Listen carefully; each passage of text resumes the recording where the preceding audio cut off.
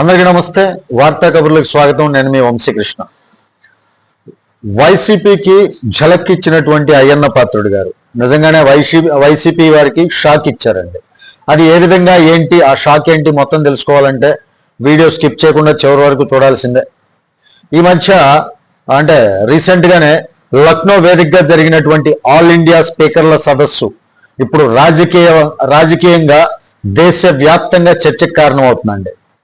ఈ సదస్సులో పాల్గొన్నటువంటి ఆంధ్రప్రదేశ్ శాసనసభ స్పీకర్ అయ్యన్న పాత్రుడు గారు చేసినటువంటి వ్యాఖ్యలు ఏవైతే ఉన్నాయో ఆ వ్యాఖ్యలు రాజకీయ వర్గాల్లో తీవ్రమైనటువంటి కలకలం రేపుతున్నాయండి.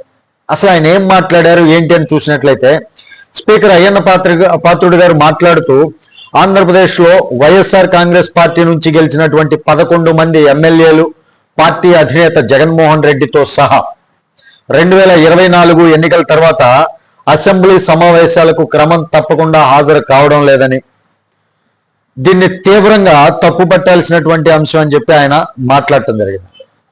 అసెంబ్లీ అనేది ప్రజల సమస్యలు చర్చించేటటువంటి అత్యున్నత వేదిక అని, కానీ ఆ వేదికకు రావడం మానేసి ఆ వేదికకు హాజరైనటువంటి టైంలో తీసుకోవాల్సినటువంటి జీతాలు భత్యాలు ఇవి మానేసి కూడా తీసుకోవడం అనేది అనైతికత ప్రవర్తన అని చెప్పి స్పష్టంగా చెప్పడం జరిగిందండి.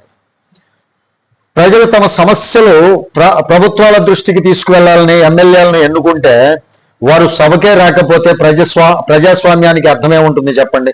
వాస్తవానికి ప్రజలు ఎవరినైనా సరే ఎమ్మెల్యేలను కావచ్చు వాళ్ళని ఎన్నుకున్నారు అంటే దానిలో ముఖ్యమైనటువంటి అర్థం ఒకటే, ప్రజల యొక్క సమస్యల్ని ఆ యొక్క ఎమ్మెల్యేలు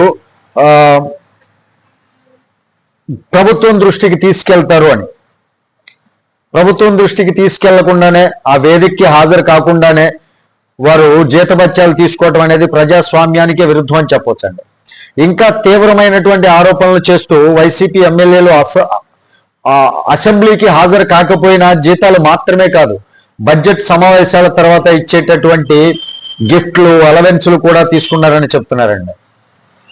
సభకు రాకుండానే రిజిస్టర్లో సంతకం చేసి హాజరైనట్లుగా చూపించి జీతపత్యాలు పొందటం ప్రజలకు తప్పుడు సందేశం ఇస్తున్నారు అని చెప్పి అయ్యన్న పాత్రుడు గారు అయితే ఆవేదన వ్యక్తం చేశారు. ఉద్యోగులు విధులకు రాకపోతే జీతాల్లో కోత వేస్తాం వాస్తవానికి. అలాంటప్పుడు ప్రజాప్రతినిధులు సభకు రాకపోతే వారికి జీతాలు ఎందుకు ఇవ్వాలి, అలవెన్సులు ఎందుకు ఇవ్వాలి, రావాల్సినటువంటి అన్ని రకాలైనటువంటి గిఫ్ట్లు కావచ్చు ఇవన్నీ ఎందుకు ఇవ్వాలి అనేది చెప్పి ప్రశ్నించడం జరిగింది. ఈ నేపథ్యంలో ఆయన ఒక కీలకమైనటువంటి ప్రతిపాదన చేశారండి.